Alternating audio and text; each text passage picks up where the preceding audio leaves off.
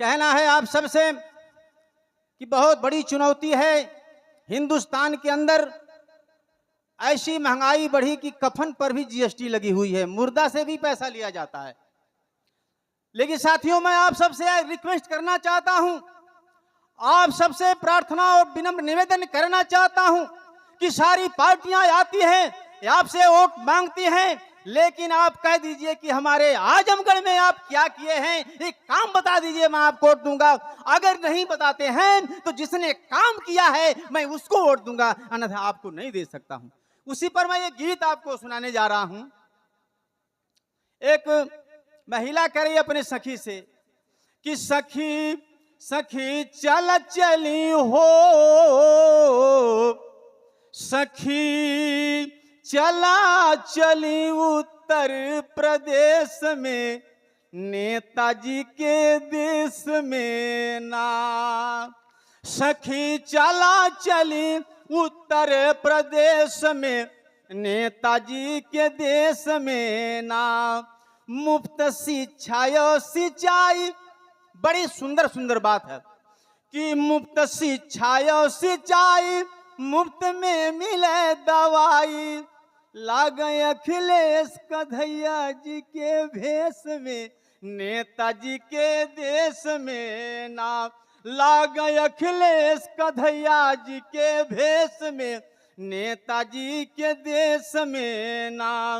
सुन लाया जमगढ़ का हाल, लोगवा बड़ा खुशहाल। सुन लाया जमगढ़ का हाल, सुन लाया जमगढ़ का हाल, लोगवा बड़ा खुशहाल। हरदम रहली लाइनिया तीनों फेस में, नेताजी के देश में ना।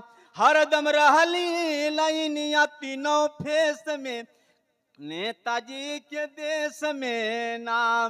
कौनो समस्या पात, कौनो समस्या पात, डायल करा 108। कौनो समस्या पात, डायल करा 108। तो के आई के ले जाइए एम्बुलेंस में, नेताजी के देश में ना। तो के आई के ले जाइए एम्बुलेंस में, नेताजी के देश में ना। यूपी 100 नंबर जब आई, चोरवा कहीं बाप रे माई। बड़ी दमी हुए सीएम अखिलेश में, नेताजी के देश में ना। बड़ी दम हुए सीएम अखिलेश में, नेताजी के देश में ना। इंटर में बेटी हमार पावे 30-30 हजार, वो तो खर्च होला कॉपी और ड्रेस में, नेताजी के देश में ना। वो तो खर्च होला कॉपी और ड्रेस में, नेताजी के देश में ना। धनी हो नेताजी के लाल, कैला यूपी में कमाल। लेकिन ख्याल आजमगढ़ का रखला विशेष में, नेताजी के देश में ना।